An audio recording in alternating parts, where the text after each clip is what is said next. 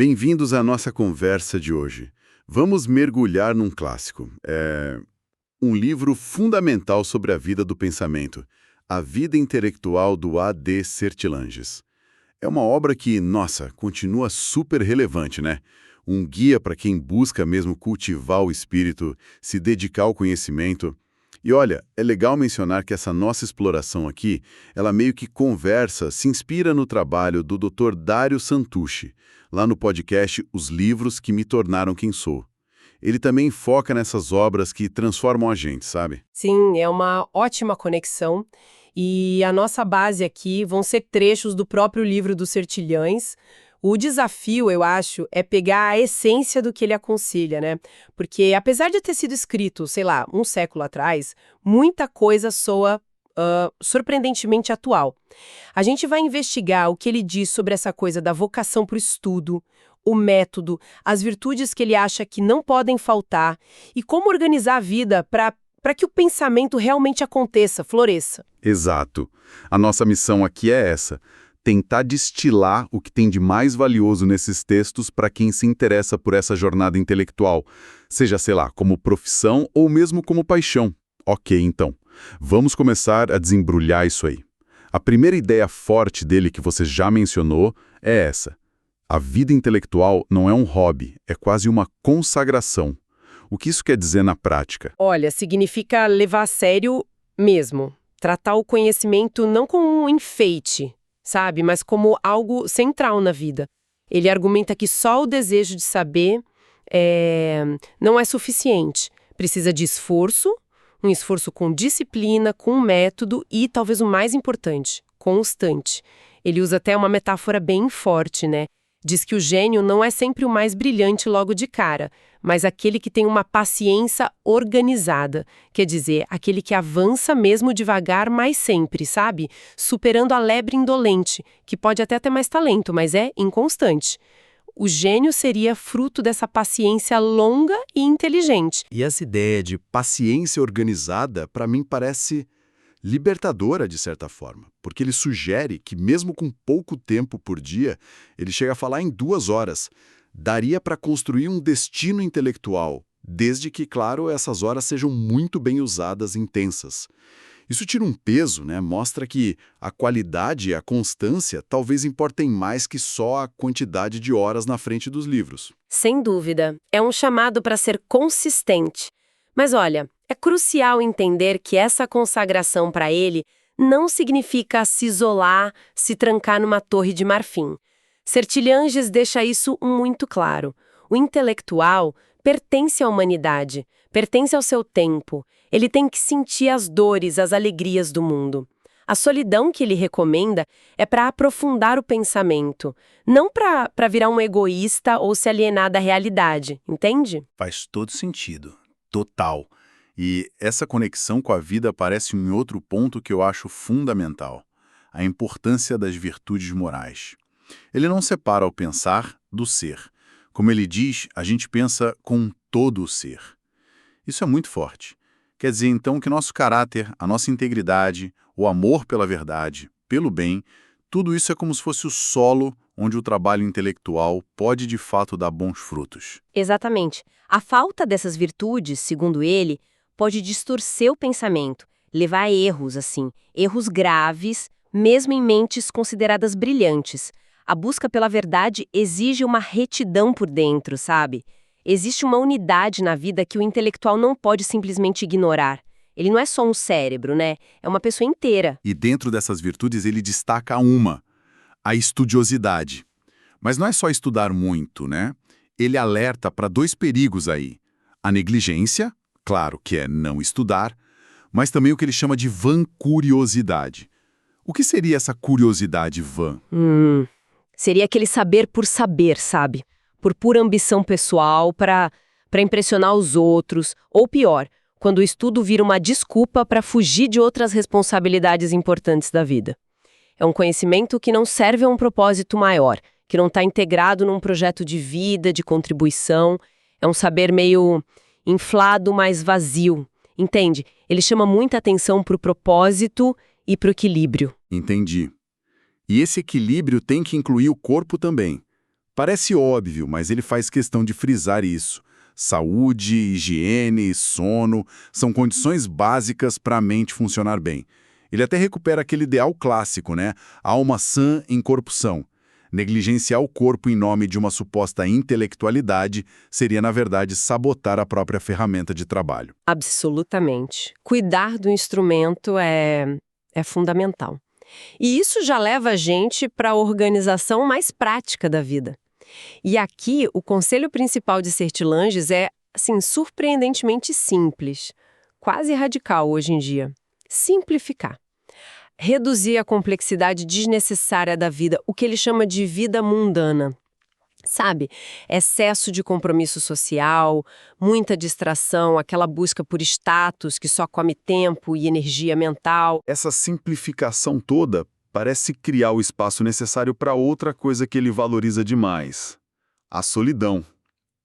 Ele até cita São Tomás de Aquino, né? Algo como: ama a cela se quiseres ser introduzido na adega.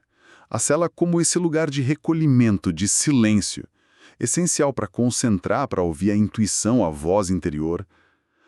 Mas como que a gente equilibra essa necessidade de solidão com aquela crítica ao isolamento que você mencionou antes? Não é contraditório? Aí é que está o ponto de equilíbrio delicado que ele propõe. A solidão é uma ferramenta, entende? É para concentrar, para aprofundar, não é um fim em si. Ele sabe e ele diz que a gente precisa de relações que alimentem. A colaboração com quem está na mesma busca, a amizade intelectual que desafia, que estimula. Relações verdadeiras são fonte de crescimento. E ele vai até mais longe, né? Dizendo que dá para aprender até com relações que a gente considera inferiores, ou mesmo com a ação prática do dia a dia. Isso é interessante, porque traz o intelectual de volta para o mundo real. Sim, a ação coloca a gente de frente com o concreto. Impede que o pensamento vire só uma abstração flutuando, sabe? Desconectada da vida. O contato com o real, mesmo mais comum, pode sim despertar ideias. A chave, para ele, não é só o silêncio físico do lugar onde você estuda, é cultivar o silêncio interior. Aquela capacidade de manter o espírito elevado, atento, mesmo no meio da confusão lá fora. É uma qualidade da alma, muito mais do que uma condição externa. Essa ideia de silêncio interior me conecta com o ritmo do trabalho intelectual. Sertilanges fala de um trabalho permanente.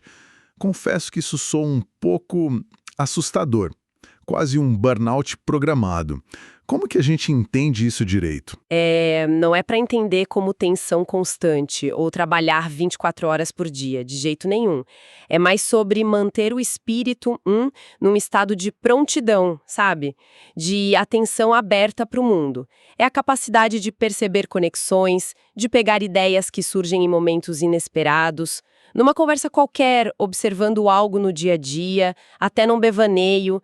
O exemplo clássico que todo mundo lembra é o Newton e a maçã, né? A mente dele estava ali, preparada, atenta e conectou uma coisa simples com uma lei universal. Ah, então é mais um estado de espírito investigativo do que um esforço contínuo forçado. Uma abertura para aprender em qualquer situação. Exatamente isso. É estar ligado, receptivo. E essa receptividade vai até para o descanso, olha que interessante. Sertilanges valoriza o que ele chama de trabalho noturno. Aquela ideia de que o cérebro continua processando coisas, fazendo conexões enquanto a gente dorme. Aquele problema que não saía da cabeça pode clarear de manhã depois de uma noite de sono. Isso é fascinante, ele chega a dar dicas práticas sobre isso, tipo como aproveitar esse trabalho noturno. Sim, sim. Ele sugere, por exemplo, anotar ideias que surgem logo ao despertar, ou naqueles momentos de insônia rápida. Fala até em semear à noite, que é tipo levar conscientemente uma questão, um problema para o sono. Confiar que a mente subconsciente vai trabalhar naquilo. É quase como delegar uma tarefa para o nosso eu que está dormindo. Que interessante essa confiança no processo inconsciente. Mas imagino que isso não elimine a necessidade do esforço focado consciente, né? De forma alguma. Esse trabalho mais difuso, subconsciente, ele complementa, mas de jeito nenhum substitui o que ele chama de instantes de plenitude, que são aquelas horas de foco máximo, sabe? Que Sertilanges diz que a gente tem que proteger Viver com intensidade total. Sem distração, sem fazer 1000 coisas ao mesmo tempo, sem o que ele chama de trabalho a meias. É melhor para ele 1 hora de concentração absoluta do que 3 horas de atenção dividida. Foco total, uma coisa de cada vez com o ser inteiro ali. Isso parece um antídoto poderoso para a nossa era de multitarefa e notificação piscando o tempo todo. Agora, mudando um pouco o foco. Sobre o que estudar? Qual deve ser o campo de trabalho do intelectual? Sertilanges tem uma visão bem particular sobre especialização, né? Tem sim. Ele critica bastante aquela super especialização que isola a pessoa num cantinho minúsculo do saber, perdendo a visão do todo. Ele defende o que chama de ciência comparada, a necessidade de alargar os horizontes, sabe? Conectar disciplinas diferentes, entender como as verdades se relacionam. Para ele, nenhuma ciência, nenhuma área do saber se basta sozinha. Isolar uma disciplina é, na verdade, empobrecer ela. Buscar uma visão mais integrada do conhecimento. Isso faz muito sentido hoje em dia, com tudo tão fragmentado. Mas como que a gente concilia isso com a necessidade prática de se aprofundar em alguma coisa para poder contribuir de forma original? Não dá para ser um generalista em tudo, né? Ele reconhece isso, claro. A especialização é necessária, sim, mas ela deve vir depois de uma formação geral sólida.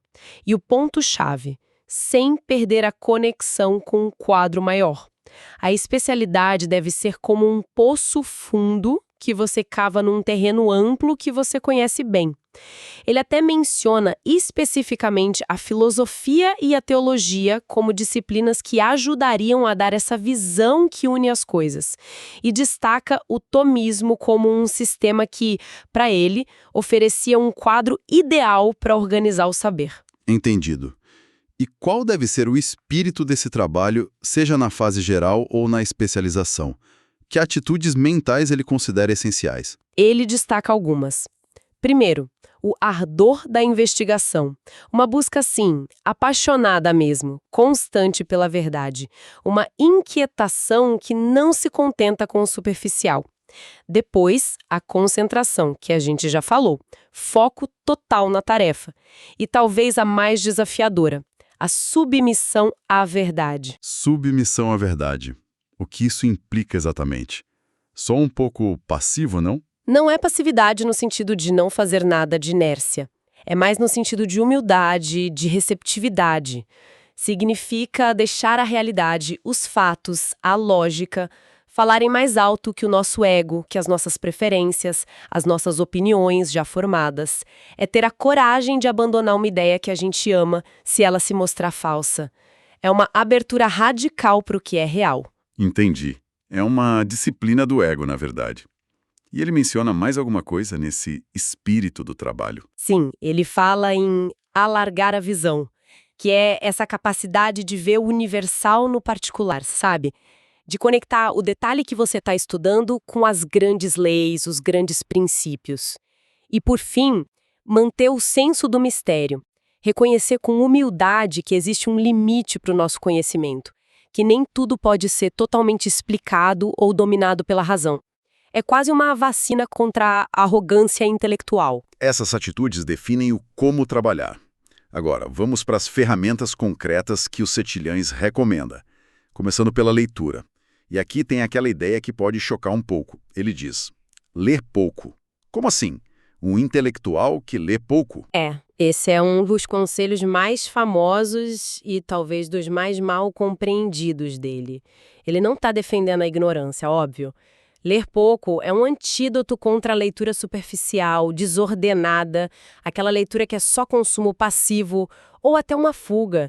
É um alerta contra a bibliomania, sabe? Aquela ânsia de devorar livro atrás de livro, sem critérios, sem digerir, sem refletir. Então, a sacada crucial aqui é que a leitura não serve só para acumular informação ou para repetir o que os outros disseram, mas para provocar o nosso próprio pensamento. É isso. Pensar. Ler para assimilar de verdade, ler para dialogar com o autor, com as ideias. Por isso ele recomenda ler com propósito, claro, escolher bem as fontes, priorizar os clássicos, os gênios, as fontes primárias, tentar conciliar autores buscando uma síntese e, o mais importante, mastigar, digerir, tornar aquilo que você leu parte do seu próprio ser intelectual. A leitura é um meio, não é um fim em si. Isso muda completamente a perspectiva sobre ler. E sobre a memória. Como que ele encara a memória nesse processo? A memória também tem que ser inteligente, seletiva. Não pode ser um sótão bagunçado de informação. A ideia é reter o essencial, aquilo que é útil para sua vocação pessoal e de forma organizada, hierárquica. Ele até recupera 4 regras que dizem em ser de São Tomás para fortalecer a memória. Ordenar o material, aplicar o espírito com atenção e afeto, meditar frequentemente sobre o que aprendeu e usar associações lógicas para lembrar. É uma memória ativa, estruturada. E para complementar essa memória interna, que a gente sabe que falha, ele fala das notas, da memória de papel. Qual o critério para tomar notas que funcionem, segundo ele? O mesmo princípio da seletividade. Não é para anotar tudo, de jeito nenhum. Mas aquilo que é relevante para o seu objetivo de trabalho. As notas precisam ser organizadas. Ele era fã do sistema de fichas que permitia reorganizar, conectar ideias e, fundamentalmente, elas têm que refletir a sua perspectiva, as suas necessidades. Não é copiar por copiar, é registrar aquilo que te fisgou, que chamou a atenção, o que pode ser útil para a sua produção futura. As notas são uma ferramenta bem pessoal de trabalho. Todo esse preparo, organizar a vida, ter o espírito certo, usar bem as ferramentas, leva ao objetivo final, né? Que é o trabalho criador, a produção intelectual. Sertilanges dá muita importância ao ato de escrever, certo? Muita importância. Escrever não é só o resultado final lá na ponta, é parte essencial do processo de pensar. Ajuda a gente a clarear as próprias ideias, força a gente a pesquisar para tapar os buracos, obriga a organizar o pensamento e, claro, desenvolve o estilo pessoal. Ele cita aquela máxima famosa, o estilo é o homem, né? Indicando que o jeito que a gente escreve revela quem a gente é. E quais virtudes ele acha que são especialmente necessárias nesse momento da criação, da produção do trabalho? Ele destaca algumas que são cruciais para quem quer não só começar, mas terminar um trabalho intelectual que vale a pena. A primeira é a constância. Não desanimar com as dificuldades, com o tédio, com os bloqueios que, nossa, sempre aparecem. É manter o rumo dia após dia. Isso exige disciplina, com certeza. Qual a segunda virtude? A paciência. Aceitar o ritmo próprio da maturação das ideias, da escrita. A verdade não se revela sob pressão, né? Lembrar daquele ditado ars longa vita brevis. A arte ou o trabalho intelectual é longa, a vida é breve. Tem que respeitar o tempo das coisas. Constância e paciência. E a terceira? A perseverança, que é mais do que só constância. É a determinação de levar a obra até o fim. Ele usa até uma citação do Evangelho adaptada. Quem perseverar até o fim, salvará a sua obra. Começar um monte de coisa e não terminar nada é sinal de dispersão, de fraqueza. Precisa ter força de vontade para concluir. E junto com essas virtudes, ele também dá algum conselho sobre o tamanho do trabalho, o escopo? Sim, ele toca no autoconhecimento aí. É importante não querer ir além das próprias forças, sabe? Não abraçar projetos gigantescos que provavelmente vão ficar pelo caminho. É melhor realizar bem uma obra menor, mais completa, do que fracassar numa tentativa ambiciosa demais. Fazer bem feito, buscar a perfeição possível dentro das nossas limitações. Depois dessa jornada toda pelo rigor, pelo método, pela virtude, Sertilanges encerra com uma lembrança importante, quase um contraponto a tudo isso. Qual é? Ele nos lembra que o intelectual é, antes de tudo, um ser humano. Não é uma máquina de pensar isolada do mundo. Precisa manter o contato vital com outras dimensões da vida, a arte, a natureza, as relações sociais verdadeiras. Precisa saber se distrair, repousar. O descanso não é um luxo, é um dever, para manter o equilíbrio e a própria capacidade de trabalho. E como lidar com os altos e baixos da vida, mesmo sendo um intelectual tão dedicado? Com humanidade. Aceitar as provações, as críticas, as dificuldades, os fracassos com serenidade e tentar aprender com elas. E tão importante quanto saber saborear as alegrias, a alegria do próprio trabalho bem feito, da descoberta, da amizade, da beleza.